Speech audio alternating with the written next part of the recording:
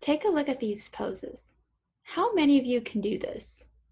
Perhaps our gymnast and classmate Angel can, but for the most part, most of us can barely reach our toes or balance on one foot.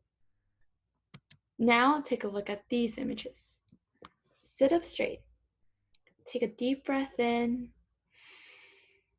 and release. Much easier, right?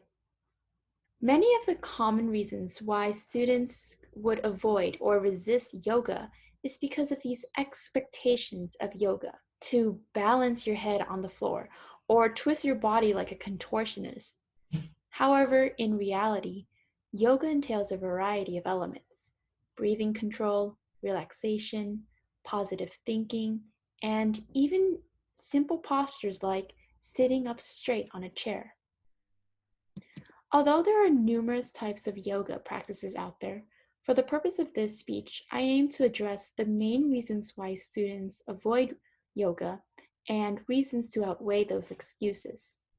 Ultimately, I want to persuade at least one college student sitting behind the screen right now to incorporate yoga today and into their daily lives. As the U.S. News Health Organization reports in the February 2018 statistics, individuals may avoid yoga for the following reasons. 1, it's a big time commitment. Next, yoga is expensive or costly. Then, one of the most common reasons is because yoga requires you to be flexible. Individuals may not be in shape, prefer hardcore workouts over yoga, or individuals who are injured can't do yoga.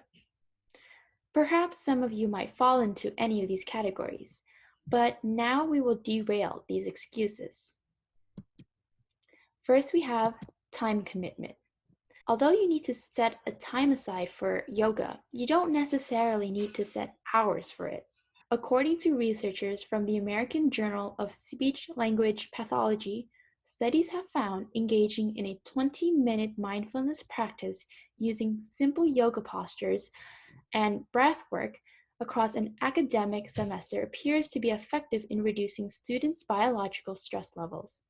Even further, according to researchers from the American Journal of Pharmaceutical Education, studies have found that adopting a mindfulness practice for as little as once per week may reduce stress and anxiety in college students. In short, once you begin yoga, you might realize that you actually have more time for yourself than you imagined due to mental clarity and relaxation that it provides. Next, we have cost. In our generation, we are fortunate to have media platforms like YouTube that offer free and accessible content on easy yoga techniques or stretches. Then we have individuals who find that yoga isn't for them because of inflexibility. According to Marlon Way, MD, a publisher on the Harvard Health Publishing website, shares that people see yoga as exclusive. It's primarily for young women or people who are flexible, athletic, or spiritual. However, as Way describes, yoga is not about perfection or performing a beautiful pose to show other people on Instagram.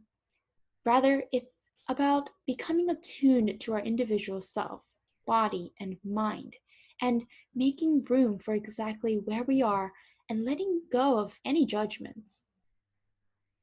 That is to say, yoga can be modified by every individual to align to their capabilities and degree of flexibilities. This also leads to the other excuses of not being in shape or preferring hardcore workouts over yoga. Yoga can be less intense, as such that it can focus on breathing techniques, so being in shape would be the least of your worries. In addition, according to Way, studies have also shown that yoga can actually motivate you to exercise more. Thus, yoga can be a starting point if you feel that you are not in shape. At the same time, yoga can be very challenging. As the US News Health Organization reports, even NFL players have found challenges in yoga. There is a yoga that conditions your whole body. Hence, yoga can be at the level you wish it to be. Lastly, some individuals are injured, thus are unable to do yoga. However, there are basics of yoga that can actually focus on alleviating those pain and certain stretches that can help with those injuries. Overall, the benefits of yoga are far greater than any excuse. According to Alexander Berger, a certified nutritional educator, college students should practice yoga both for physical, mental, and emotional benefits.